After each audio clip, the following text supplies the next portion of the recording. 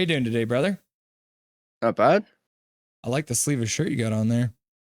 Well, hey, I said I was gonna do it. So I didn't get tickets to the gun show, but I guess I'm getting in for free. Yep, totally. Yeah. So, Abby scoring on 2 of 4 goals. Is that 2 goals on 4 shots? Is that sustainable, or are they going to have to start getting some more shots on net, you think? Definitely gonna have to start getting more shots on. I thought I was watching the Abbey Canucks, not the Vancouver Canucks. Yeah. Before we get into it, because we're going to do a segment I call Keep or Curb, which we're going to decide on some of the players that might not be coming back to the Canucks. So we're going to decide who we're going to keep and who we're going to curb. But we did see that news coming out that Yogi will be joining his man in Philadelphia, Talkett. Is that a good thing for the Abbey Canucks, you think, moving into the next season? I'm not too familiar with Yogi, but obviously with how the Canucks' power play was, it stunk. And I'm fine with Yogi, ditching. And like I mentioned in the chat, maybe this is a way to bring up Manny and have Manny as your offensive coach. And then once Foot's done, he can slide right into the head coach job. Yeah, that's kind of what I was thinking too. Maybe Manny could be an assistant coach. I just don't know if he would want to. I think if it came down to it, I think I'd rather have Manny spend another year down in the AHL and then wait and see how maybe Foot does. But yeah, who knows how it'll all pan out. Yeah, that's fair. All right, so let's start off with the keeper curb. We're going to start off with a guy who they've already signed. And I just want to get your comment on it because Mr. Derek Forbort has re-signed with the Vancouver Canucks, so he will be coming back. Apparently, this is a guy that Adam Foote loves and they've always wanted to have on the team. What do you think that means for the Abbeys defense going forward with Derek Forbort coming back? Well, I think I really like the signing. I was actually a big fan of Forbort. I mentioned that on my channel yesterday. I did a video on it, and it's good. You get that veteran leadership, especially with all these young defensemen coming up. You have somebody who's a veteran along with Tyler Myers. So you got 2 guys who have veteran experience who can, give that to the younger guys. And also, they talked about Forbort's leadership as well. Yes, does it kind of impede on DPD? Maybe a bit, but DPD can always move to the other side, if needed, which is something they've already done. But yeah, I love the signing.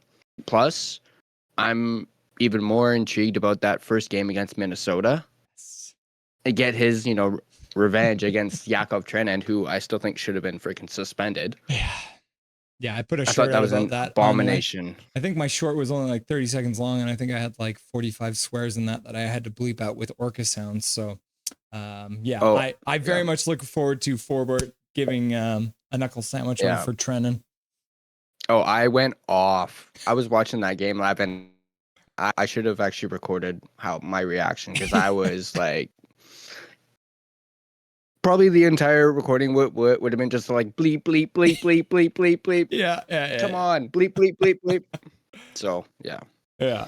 So it'll be good to have Forbort back because I was going to be upset if we had to get revenge on Trenin without having Derek Forbort there to enjoy it. So I do think, though, that with us re-signing Forbort, it is obviously more likely we're going to trade one of our young D-men. So, yeah, I'm starting to think that too. A young-ish defenseman who many fans were either huge fans of. I think our boy Kempner Canucks Rev Trev was a big fan of this guy. But there was also a lot of fans who absolutely hated having him in lineup. Noah Juulsen is a free agent. If you had to, would you re-sign him or would you just let him walk? I'd kick him to the curb. Yeah. I've never been a fan of Juulsen. Yeah. Never. I absolutely hated it when he was in the lineup. I mean, all he would really do is just give the puck away or dump the puck down the ice. So I would not. I think I saw we're likely not him. He's likely to walk. So I'd be fine with that. Get rid of him, kick him to the curb.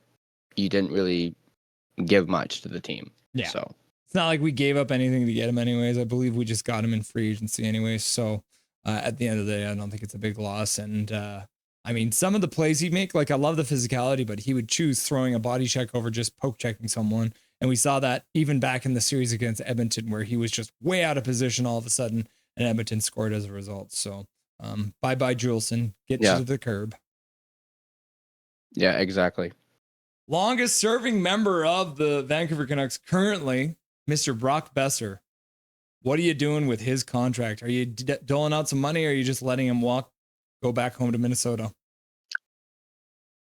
Well, if it were up to me, I'd, show him the money. I'd be like, like Tom Cruise, basically, show me the money. Show me the money. Boom. Give him the money. But at the same time, it just seems like he's done. He wants to move on. So as much as I want to keep him, as I mentioned last week, if you can get someone who's a little bit cheaper, maybe a little bit better and faster, keyword there, faster, then I'm all for kicking him to the curb. But I think, as I mentioned, it's a foregone conclusion. He's done. Especially with some of these new names that have come out that are potentially available. Like I mentioned, Marchessault. Yes, he's a little on the older side, but the guy can still go. Mm. And he's won a cup. He's been a Conn Smythe Trophy winner. He scored 40 goals or more than once. And I really like the idea of Marchessault. Yeah, he's a little on the smaller side, but we already have that in Garland. And adding one more isn't going to hurt. Correct. So that would my co-host Dustin Boydell, his wife's favorite player is Marchessault, so I'm sure she'd be really stoked to have him join the Canucks as well. Yeah, I've always liked him, even when he played for Vegas. I mean, I hated playing against him. Yeah, but I thought he was great. So yeah, Marchessault definitely would be a cheaper option and a good replacement for Besser. Mm-hmm. Would it be long term? Obviously not. But at least in the short term, if you're talking about the window for Quinn Hughes, Marchessault is perfect. All so right. We just got a comment in chat from Andrew, one of our regular viewers, and I've changed my mind. I want to keep Juleson because Andrew says no, Juleson is a real class act. When I had a car accident and couldn't work here in Abbey, he sponsored my family and came to my house with $1,000 worth of groceries and the same gift for my kids. So let's re-sign Juleson. Yeah. Well, hey. Okay. Yeah. Maybe I'll change my tune on that. But yeah, that's awesome. That's very cool. I did not know that. Yeah. So let's have him playing in Abbotsford. Let's sign him to a 2-way deal and we'll have him playing Abbotsford. How about that? Yeah. Yeah, for sure. So this man got one vote for the Selke Trophy from Daniel Wagner in Vancouver here, probably more as a joke. But Pius Suter, would you sign him or kick him to the curb? Sign him. Obviously, with the way he performed towards the end of the season, you got to keep somebody like that, especially if you lose Besser. You got to at least keep somebody, and then that way you're not looking for 2 center or potentially maybe even 3. But yeah, no, definitely keep Suter. Obviously, that's been very quiet on that front, which is very frustrating that they haven't even, offered him anything. Mm-hmm. But yeah, if it were up to me, I'd keep him. At the same time, if you can get someone, again, maybe a little cheaper, another 2C, like I've been full on the Marco Rossi hype train. Mm-hmm. Like I want Rossi bad. This is very similar to last year because last year's free agency, I was all about getting Gensel. I was like, get him, throw him the money. This year, it's Rossi for me. So if letting go of Suter means getting Rossi, sign me up. Yeah.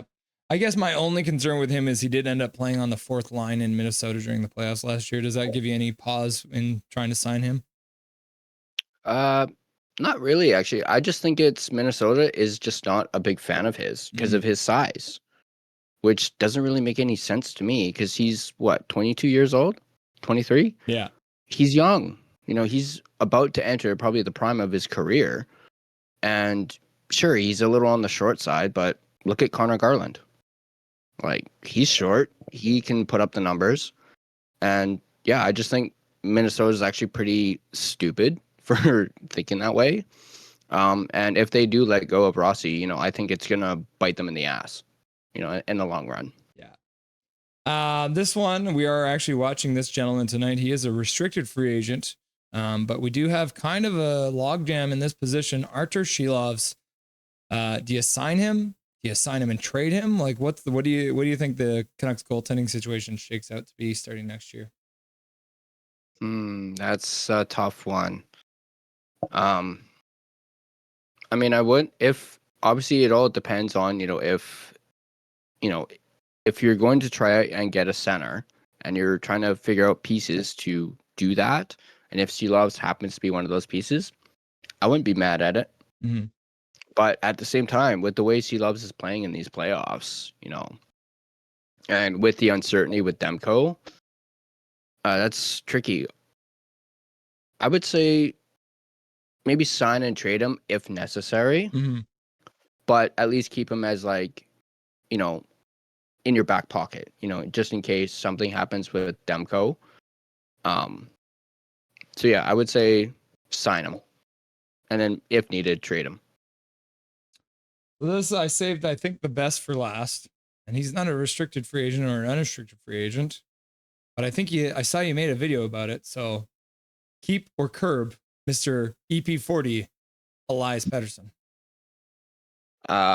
Oof. I gotta watch out for the PD police. Well, like I said in my EP40 Chronicles, which is going to be a 3-part series, by the way. I'm under the impression we're going to keep him. Just because it's June 4th.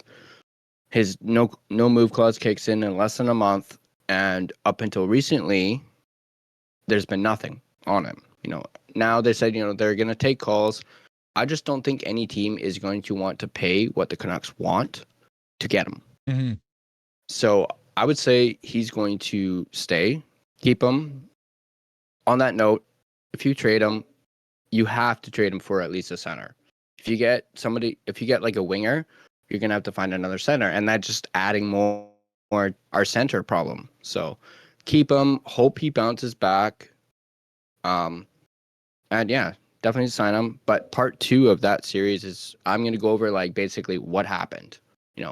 What happened? Why did he all of a sudden stink the bed? Mm-hmm. And then part 3 will be about will he bounce back and whatnot. So very cool. The 3-part series on EP40 coming to you live on the line change. So make sure you check that out. We do have links in the description for Tyler's channel. There was one thing else I was going to ask you, but it's slipping my mind now. With Pettersson, you're right. If we trade away a center, we need to absolutely get a center back. If they do end up trading him, do you think there's any certain team that he specifically would end up going to? Buffalo comes to mind. Carolina, I know they've had interest in him. Maybe even the Islanders might be interested in him. Mm-hmm. And no, I'm not going on the whole Bo Horvat train. I'm officially off that train now. So, Kepner said it best. Canucks fans have a love affair with Bo Horvat. I mean, not that I blame them. He's one good-looking guy, man. Yeah, no, I'm off that train. Maybe if we got Barzal, but I don't think the Islanders are gonna want to give up on him. At least I wouldn't if I were them. Yeah, Islanders. At one point, I did think Ottawa when they had Norris. Yeah, but obviously they don't have Norris anymore. So maybe even someone like San Jose might want to take him. Yeah. But definitely Buffalo, Carolina would probably be the top 2. Yeah, we'll have to wait patiently and see what happens, because who knows? The way it's sounding, it sounds like the Canucks are going to make a trade even before the free agency comes, because they're talking about maybe not even having cap space for free agency. So we'll see what happens. Mm-hmm.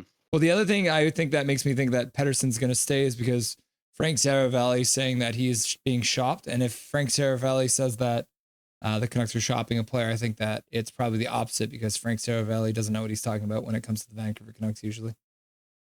I'm glad I'm not the only one who thinks that. No, I try not to look at his stuff.